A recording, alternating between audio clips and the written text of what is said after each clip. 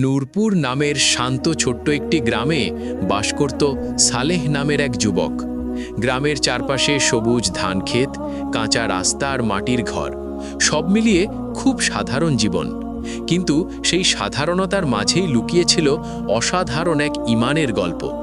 সালেহ ছোটবেলা থেকেই কষ্টের মধ্যে বড় হয়েছে। তার বাবা ছিলেন পরিশ্রমী কৃষক, কিন্তু এক কঠিন অসুখে তিনি হঠাৎ পৃথিবী ছেড়ে চলে যান। তখন থেকেই সংসারের সব দায়িত্ব এসে পড়ে সালেহের কাঁধে। তার মা ছিলেন দুর্বল ও অসুস্থ, আর দুই বোন, একজনের বয়স 10 আর একজনের 8, তারা এখনও ছোট। তাদের চোখে ছিল হাজারো স্বপ্ন, কিন্তু সেই স্বপ্ন পূরণের পথ ছিল খুব কঠিন। প্রতিদিন ভোরে যখন পুরো গ্রাম ঘুমিয়ে থাকে, তখন সালেহ উঠে পড়ত। সে প্রথমে অজু করত, তারপর শান্তভাবে ফজরের নামাজ আদায় করত। নামাজ শেষে সে দীর্ঘ সময় ধরে দোয়া করত। হে আল্লাহ, আপনি আমার অবস্থা জানেন। আমি দুর্বল, আমি অসহায়, কিন্তু আপনি সব কিছুর মালিক। আপনি আমাকে হালাল পথে রিজিক দিন, আমাকে সঠিক পথে রাখুন। তার এই দোয়া ছিল তার জীবনের শক্তি। নামাজ শেষে সে তার মায়ের কাছে গিয়ে বসত। মায়ের কপালে হাত রেখে বলতো, মা, তুমি দোয়া করো, আল্লাহ আমাদের জন্য সহজ করে দিবেন। তার মা মৃদু হাসি দিয়ে বলতেন, বাবা, আল্লাহ কখনো তার বান্দাকে নিরাশ করেন না। তারপর শুরু হতো দিনের সংগ্রাম। কখনো সে মাঠে গিয়ে কাজ করত, কখনো শহরে গিয়ে মাল টানার কাজ, আবার কখনো ইটভাটায় শ্রমিকের কাজ।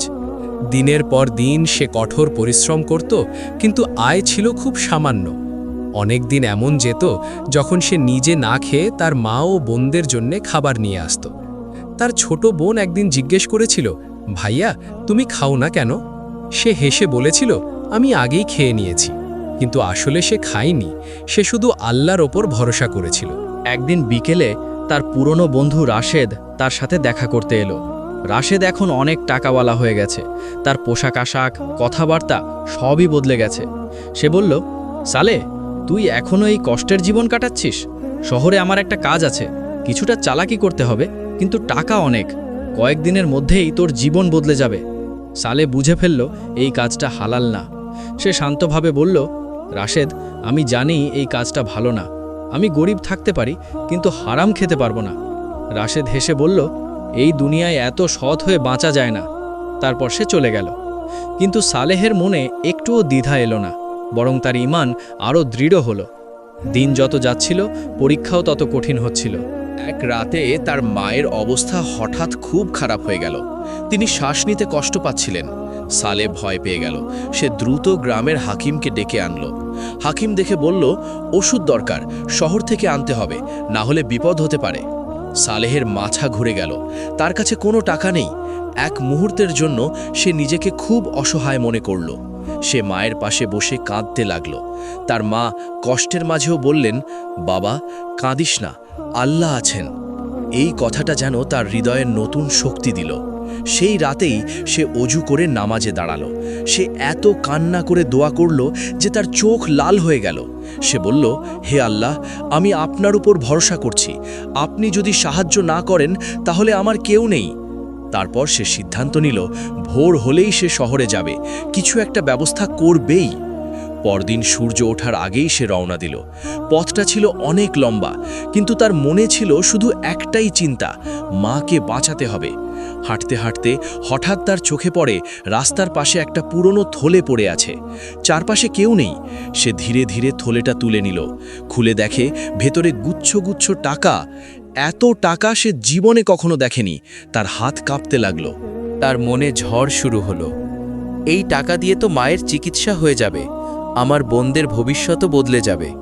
কিন্তু ঠিক তখনই আরেকটা কণ্ঠস্বর তার মনে বলল, এটা তো তোমার না, এটা অন্য কারো হক, এটা হারাম। সে রাস্তার পাশে বসে পড়ল। তার চোখে পানি চলে এলো। সে বলল, হে আল্লাহ, আপনি আমাকে এত বড় পরীক্ষায় ফেলেছেন। তার মনে হচ্ছিল এই এক সিদ্ধান্তই তার জীবনের সব কিছু বদলে দিতে পারে। অনেকক্ষণ চিন্তা করার পর সে মাথা নিচু করে বলল, না, আমি এই টাকা নিতে পারবো না। আমি আমার ঈমান বিক্রি করব না। সে থলেটা শক্ত করে ধরে শহরের দিকে হাঁটতে শুরু করল। শহরে পৌঁছে সে সরাসরি মসজিদে গেল। ইমাম সাহেব তখন কোরআন পড়ছিলেন। সালে সব খুলে বলল। ইমাম সাহেব গভীরভাবে তাকিয়ে বললেন, বাবা, তুমি বড় পরীক্ষায় পড়েছিলে আর তুমি উত্তীর্ণ হয়েছ। মসজিদে ঘোষণা দেওয়া হলো, যার টাকা হারিয়েছে সে যেন এসে নিয়ে যায়। একটু পর এক ধনী ব্যবসায়ী ছুটে এলো। তার মুখে দুশ্চিন্তার ছাপ স্পষ্ট। সে বলল, আমার একটা থলে হারিয়েছে, তাতে অনেক টাকা ছিল। সালে থলেটা তাকে দিল। লোকটা খুলে দেখে নিশ্চিত হলো এটাই তার। সে আনন্দে কেঁদে ফেলল। সে বলল, আমি ভেবেছিলাম সব শেষ হয়ে গেছে, তুমি আমাকে বাঁচালে। সে সালের হাত ধরে বলল, তুমি চাইলে এই টাকা রেখে দিতে পারতে, কিন্তু রাখোনি। তুমি সত্যিকারের সৎ মানুষ। সে অনেক টাকা দিতে চাইল, কিন্তু সালে বলল, আমি এটা আল্লাহর জন্য করেছি, আপনার জন্য না। এই কথা শুনে লোকটা আরও মুগ্ধ হলো। সে বলল, তাহলে তুমি আমার সাথে কাজ করো, আমি তোমাকে এমন সুযোগ দেব যা তোমার জীবন বদলে দেবে। সালেহ রাজি হলো। ধীরে ধীরে তার জীবন বদলাতে শুরু করল। সে তার মায়ের চিকিৎসা করালো, বোনদের ভালো স্কুলে ভর্তি করালো। কিন্তু সে কখনো তার অতীত ভুলে যায়নি। প্রতিদিন সে আল্লাহর কাছে শুকরিয়া আদায় করত।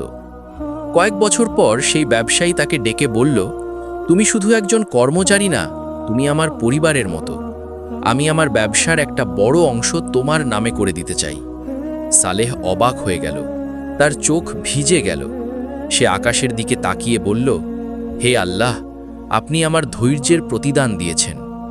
এরপর সালেহ শুধু নিজের জন্য না, অন্যদের জন্যও কাজ করতে লাগল।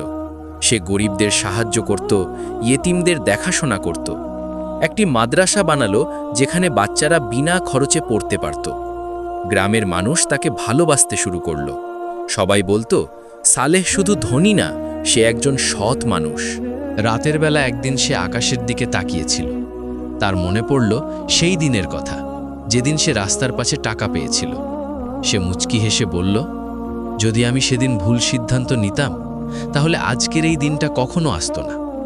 এই গল্প আমাদের শেখায়, জীবনে যত বড় সমস্যাই আসুক, যদি আমরা আল্লাহর উপর ভরসা রাখি, হারাম থেকে দূরে থাকি আর ধৈর্য ধরি, তাহলে আল্লাহ এমনভাবে সাহায্য করেন যা আমরা কল্পনাও করতে পারি না।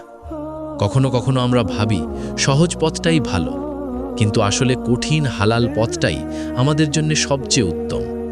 আল্লাহ সব দেখেন, সব জানেন, আর সঠিক সময়েই তিনি তার বান্দাকে পুরস্কৃত করেন। শেষে মনে রেখো, এই দুনিয়া ক্ষণস্থায়ী, কিন্তু আল্লাহর সন্তুষ্টি চিরস্থায়ী। তাই সবসময় সত্য পথে থাকো, আল্লাহর উপর ভরসা রাখো, আর কখনো হারামকে বেছে নিও না। একদিন তুমি নিজেই বুঝতে পারবে আল্লাহ তোমার জন্য কত সুন্দর কিছু পরিকল্পনা করে রেখেছিলেন।